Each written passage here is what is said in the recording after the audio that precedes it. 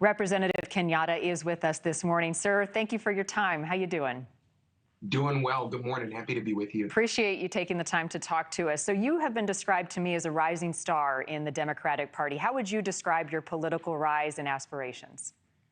Listen, I understand what this moment is about, and it's about what we can do to make life better for working people and working families.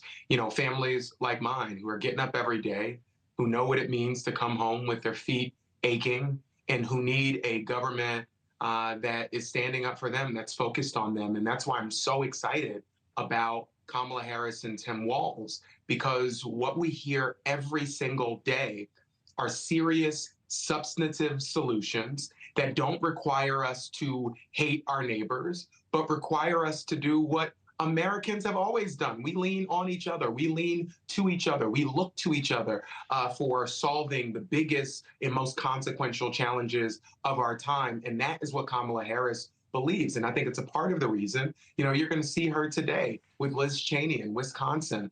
They don't agree on everything, but they all agree that the future of this nation is at stake in this election.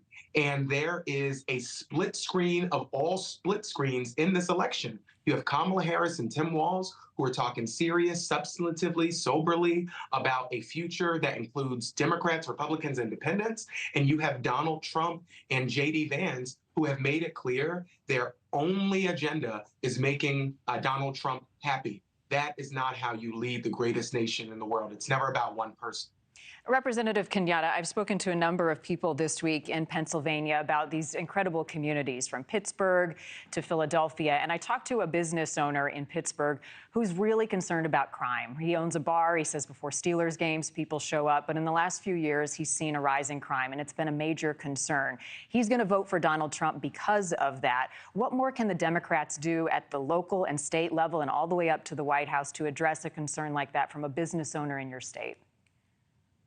Yeah, listen, I think that everybody understands that you deserve to be safe in your community.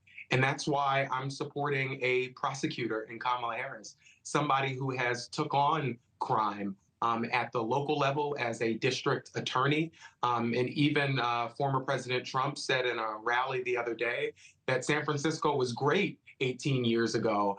And I would like to let him know that 18 years ago, Kamala Harris was the district attorney, being smart on crime, recognizing that absolutely we should give no safe harbor to folks who are committing violence in our communities, but also that we can't police our way out of the biggest issues that we face, that we have to have a broad approach of how we look at dealing with crime. And that means investing in law enforcement, which Democrats have done at the federal level, which we have done here at the state level, working with our governor, Josh Shapiro.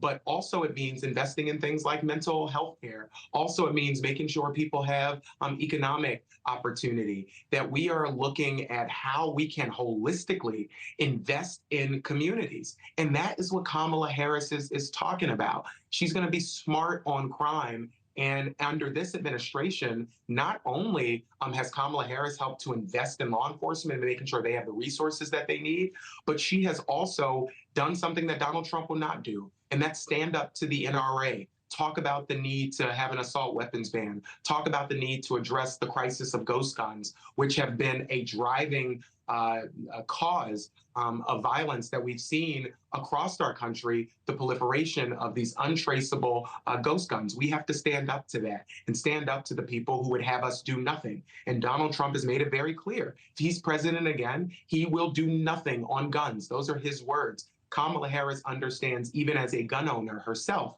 that we have to be smart about having common sense regulations that make it less likely that people who shouldn't have access to those weapons do.